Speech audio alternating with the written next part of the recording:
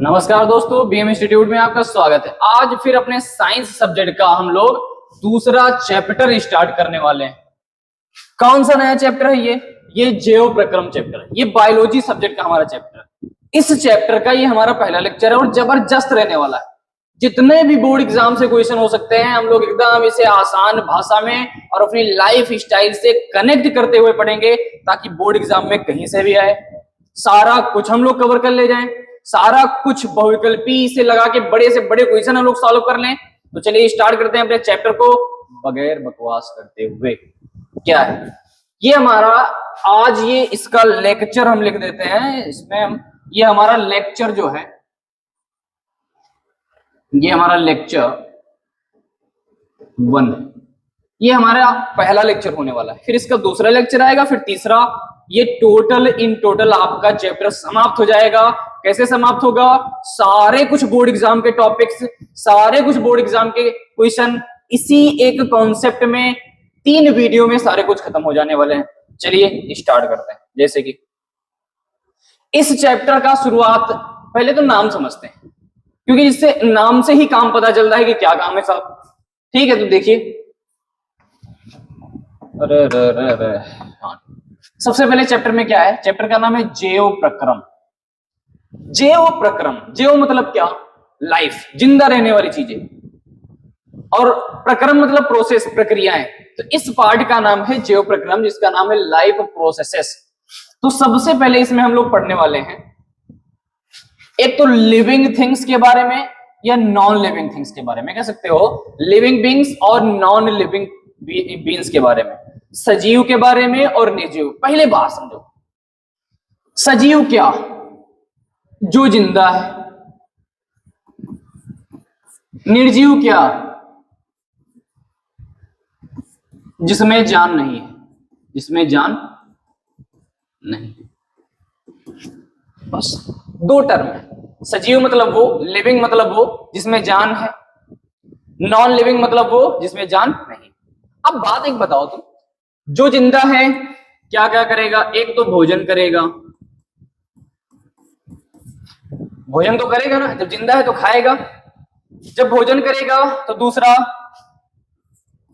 उत्सर्जन भी करेगा। अब खा रहा है तो निकालेगा भी। और तीसरा, जब जिंदा है तो संतान भी पैदा करेगा। 3 चीजें। कहने का मतलब जितनी सजीव चीजें होती हैं वो अपने आप को बनाए रखने के लिए भोजन करते हैं, उत्सर्जन करते हैं, फिर अपने जैसी समान संतान को उत्पन्न करते हैं। ये सारे कुछ सजीव में काम होते हैं। लेकिन जिसमें जान ही नहीं होती है वो ना तो भोजन करेगा, ना तो उत्सर्जन करेगा, ना अपनी जैसी समान संतान को उत्पन्न करेगा। यानी ऐसा वो ये वाला आदमी कुछ नहीं करेगा। बस इतना अंतर होता है। जो जिंदा है वो सारे कुछ काम करेगा, अच्छे काम भी करेगा, बुरे काम भी करेगा, और अपने जीवन जीने के लिए भोजन करेगा, उत्सर्जन करेगा, और अपने वंश को बढ़ाने के लिए समान संतान उत्पन्न करेगा। बराबर। अब टॉपिक पे आते हैं। देखो टॉपिक क्या। अब पाठ का नाम तो समझ पाएंगे, अब हम समझेंगे कि ये जैव प्रक्रम या जीवन की प्रक्रियाएं आखिर हैं क्या। इसको इंग्लिश में हम लोग लाइफ प्रोसेस बोल देते हैं। एक्चुअली ये है क्या, इसका मतलब क्या है? तो हमने अभी समझाया था थोड़ी देर पहले। लिखा है वे सभी प्रक्रियाएं, यानी वे सभी प्रक्रियाएं जिनके द्वारा जीव स्वयं को जीवित बनाए रखते हैं। वे सभी प्रक्रियाएं जिनके द्वारा जीव स्वयं को जिंदा बनाए रखते हैं, स्वयं को बनाए रखते हैं। अनुरक्षण, अनुरक्षण मतलब अपने आप को मेंटेन रखते हैं, तथा अपनी जैसी समान संतान उत्पन्न करते हैं। इसी को बोलते हैं जीव प्रक्रम। कहानी समझ में आ रही? यानी ऐसी प्रक्रियाएं जिनके द्वारा जीव स्वयं को बनाए रखते हैं, अपने आप को मेंटेन रखते हैं, और अपनी जैसी संतान उत्पन्न करने की क्षमता रखते हैं, अपनी जैसी संतान उत्पन्न रखते हैं। इसी को बोलते हैं जैव प्रक्रम। अब जैव प्रक्रम में बहुत सारी चीजें शामिल होती हैं। जैसे कि पहला टर्म है जैव प्रक्रम, सभी जीव भोजन करते हैं। जब सभी जीव भोजन करेंगे तो उनको पोषण मिलेगा, यानी न्यूट्रिएशन मिलेगा। क्या मिलेगा? न्यूट्रिएशन। अगर जीव भोजन ही ना करे तो जिंदा रह पाएंगे? नहीं। तो ये सारी प्रक्रियाएं अपने आप को जिंदा रखने के लिए कर रहे हैं, भोजन भी अपने आप को जिंदा रखने के लिए कर रहे हैं। जब भोजन अपने आप को जिंदा रखने के लिए कर रहे हैं तो वो गिना जाता है पोषण, कि जीव को पोषण मिला। दूसरा, भोजन के ऑक्सीकरण से, यानी जब हम लोग भोजन करते हैं और सांस लेते हैं, भोजन हमने किया, अब सांस लिए तो ऑक्सीजन जाकर भोजन का ऑक्सीकरण करेगी। अब ऑक्सीकरण जैसे ही होगा उससे ऊर्जा निकलेगी, यानी भोजन के ऑक्सीकरण से ऊर्जा प्राप्त करने के लिए वो क्या करते हैं, सांस लेकर ऑक्सीजन प्राप्त करते हैं, तो इसको बोल देते हैं श्वसन। अगर हम भोजन करें, सांस ना ले, पहले तो मर जाएंगे, बाकी सांस नहीं लेंगे तो भोजन का ऑक्सीकरण नहीं होगा। जब भोजन का ऑक्सीकरण नहीं होगा तब उसमें से ऊर्जा भी नहीं निकलेगी। जब ऊर्जा नहीं निकलेगी तो हमें ऊर्जा मिलेगी नहीं, जब हमें ऊर्जा नहीं मिलेगी तो हम जिंदा भी नहीं रह पाएंगे। तो कहने का मतलब है, भोजन से ऊर्जा प्राप्त करने के लिए वो सांस लेते हैं, भोजन से ऑक्सीकरण होता है, फिर ऊर्जा हमें मिलती है, इसको हम बोल देते हैं श्वसन। यानी पहला पॉइंट उनके लिए पोषण जरूरी हुआ, दूसरा पॉइंट उनके लिए श्वसन जरूरी है जिंदा रहने के लिए। तीसरा पॉइंट है, भोजन व ऑक्सीजन को प्रत्येक कोशिकाओं तक पहुंचाते हैं। भोजन को सारी कोशिकाओं तक पहुंचाएंगे, ऑक्सीजन जो हम नाक द्वारा फेफड़ों तक पहुंचाते हैं तो वो फिर हीमोग्लोबिन के साथ पूरे शरीर में एक एक कोशिका तक पहुंचती है। तो इन कोशिकाओं तक पहुंचाने को वो बोलते हैं वहन। तो तीसरा पॉइंट वो लोग वहन भी करते हैं।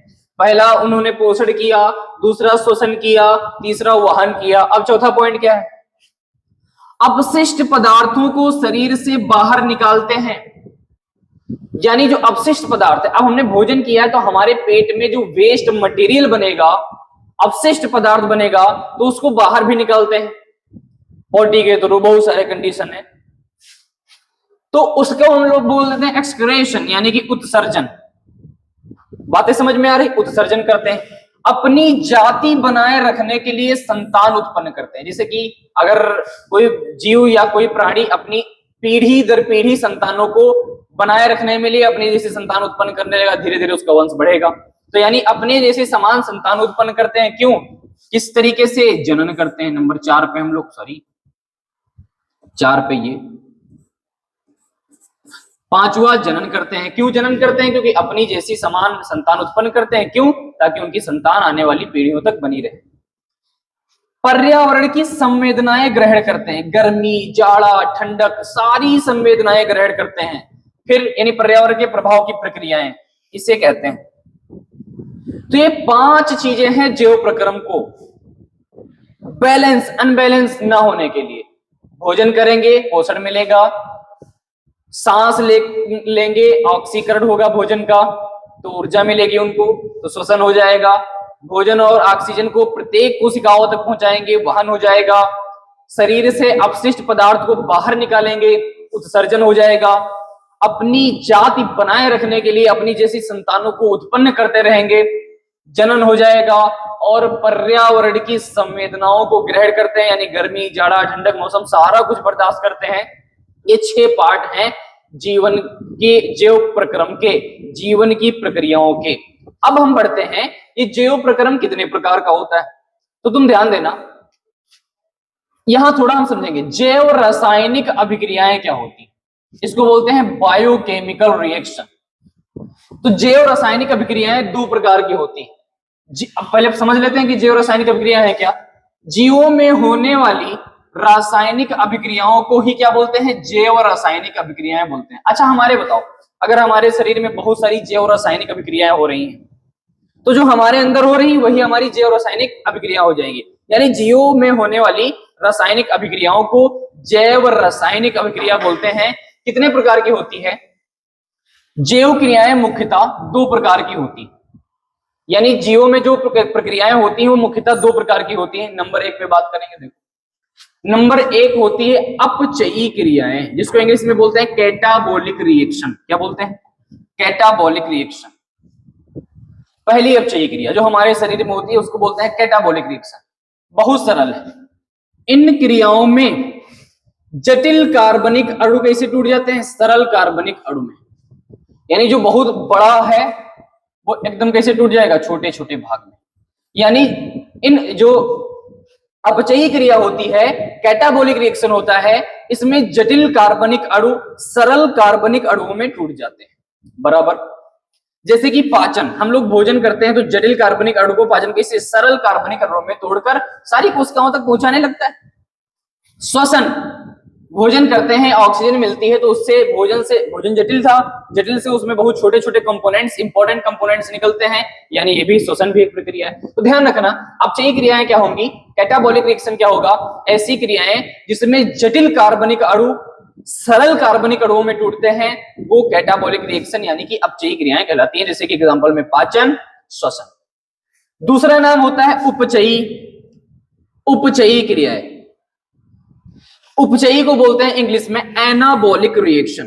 कौन सा रिएक्शन बोलते हैं, एनाबॉलिक रिएक्शन। अब ध्यान देना, इसमें सरल कार्बनिक अणु जटिल कार्बनिक अणुओं का संश्लेषण होता है, यानी जो सरल कार्बनिक अणु हैं उनका जटिल कार्बनिक अणुओं में संश्लेषण होता है। जैसे कि पौधे में अगर हम देखते हैं तो प्रकाश संश्लेषण, जीवों में वसा, प्रोटीन, न्यूक्लिक अम्लों का संश्लेषण। जैसा देखा है, वसा से न्यूक्लिक अम्ल बनेगा, न्यूक्लिक अम्ल से क्या बनेंगे, प्रोटीन बनेगा। तो देखा जाए हमारे शरीर में जो वसा है वो प्रोटीन, मतलब प्रोटीन एक्चुअल में नहीं होता है, पहले वसा आएगा, फिर वसा अपने न्यूक्लिक अम्ल को, यानी सरल कार्बनिक अणु को जटिल कार्बनिक अणु में फिर हमारे शरीर में हो जाएगा, यानी सरल कार्बनिक अणु जटिल कार्बनिक अणु में बदलेंगे। बात समझ पा रहे हो ये? तो जैव रासायनिक अभिक्रियाएं क्या होती हैं, जीवों में जितनी भी रासायनिक अभिक्रियाएं होती हैं उसको हम लोग बोलते हैं जैव रासायनिक अभिक्रियाएं। क्या बोलते हैं, जैव रासायनिक अभिक्रियाएं। अब क्या होता है, ये दो प्रकार की होती है अपचयी क्रियाएं। इसमें क्या होता है, जटिल कार्बनिक अणु सरल कार्बनिक अणुओं में टूटते हैं, जैसे कि पाचन और श्वसन। अब उपचयी क्रिया क्या होती है, इसमें सरल कार्बनिक अणु जटिल कार्बनिक अणुओं में हमारे शरीर में संश्लेषण होता है। बस इतनी सी बात है। चलो बढ़ते हैं अगले टॉपिक पे तरफ। बहुत इंपॉर्टेंट टॉपिक है ये, बायोलॉजी का न्यूट्रिएशन एक ऐसा टॉपिक है जो बायोलॉजी सब्जेक्ट में आपके क्लास 10th में कहीं ना कहीं से क्वेश्चन बहुविकल्पी से बने और विस्तृत उत्तरी में बने, बड़े से बड़े क्वेश्चन में बने, ये जबरदस्त तरीके से पढ़ना। क्लास 10th आपका जबरदस्त होने वाला है। जितने भी हम टॉपिक पढ़ा रहे हैं सब कनेक्टेड बोर्ड एग्जाम से हैं, तो बस इतना सा ध्यान रखना, कोई टॉपिक मिस मत करना।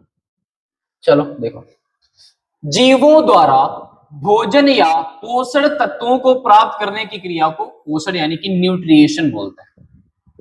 अच्छा एक बात बताओ, हमने खाना खाया, हमें उससे पोषण मिला, हमें उससे पोषक तत्व मिले, तो ये हमारे लिए क्या हो जाएगा, पोषण।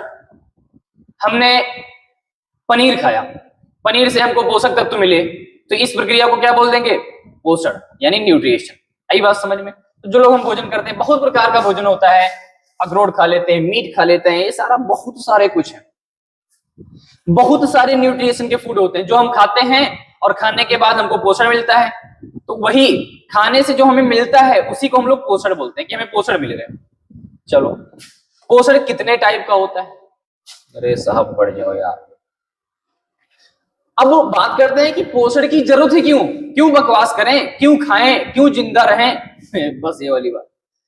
पोषण की आवश्यकता क्यों होती, ध्यान देना, नीड ऑफ न्यूट्रिएशन। सबसे पहले हम भोजन किस लिए करते हैं, किस लिए पोषण की आवश्यकता है? भोजन करना ही तो पोषण होता है। देखो, ऊर्जा प्राप्त करने के लिए हम लोग पोषण की आवश्यकता होती है। जैसे कि सभी जैविक क्रियाओं के लिए हमें ऊर्जा की आवश्यकता होती है, इसीलिए ऊर्जा प्राप्त करने के लिए हम पोषण करते हैं। दूसरा पॉइंट है वृद्धि यानी कि ग्रोथ एंड विकास के लिए, यानी वृद्धि एवं विकास के लिए हम पोषण की आवश्यकता होती है। शरीर की लंबाई बढ़ेगी, वजन बढ़ेगा, अंगों का विकास होगा। तो पता चला किसी के अंदर अगर पोषण की कमी है तो उसकी ग्रोथ रुक जाएगी, लंबाई गायब, मतलब एकदम दुबला पतला तिलंगा जैसा आदमी होगा। बात समझ पा रहे हो? चलो, ऊतकों की मरम्मत के लिए, ऊतक क्या मतलब, ये बॉडी सॉडी एकदम बन जाएगी अच्छे से। अगर फुल न्यूट्रिशन फूड ले रहे हैं तो आपको बॉडी सॉडी बनाने के लिए, शरीर की ग्रोथ करने के लिए। चलो, रोगों से सुरक्षा के लिए, हमारा शरीर रोगों से ग्रसित ना हो, इसके लिए हम लोग पोषण करते हैं। तीसरा पॉइंट है जीवन की प्रक्रियाओं को के संचालन के लिए, जैसे कि हम सांस परमानेंट लेते रहे, पोषण की आवश्यकता होती है। पाचन होता रहे, पोषण की आवश्यकता होती है।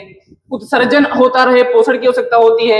यानी आदि क्रियाओं को चलाने के लिए हमें पोषण की ही जरूरत पड़ती है।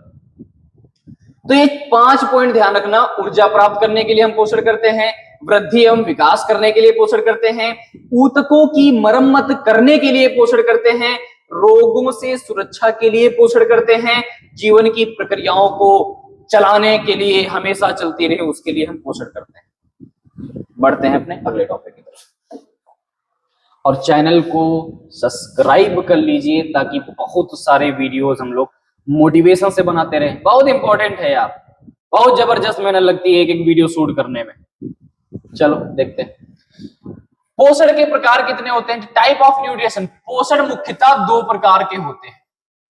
पोषण मुख्यतः 2 प्रकार का होता है। एक होता है भाई साहब स्वपोषी पोषण, जिसको बोलते हैं ऑटोट्रॉफिक न्यूट्रिशन।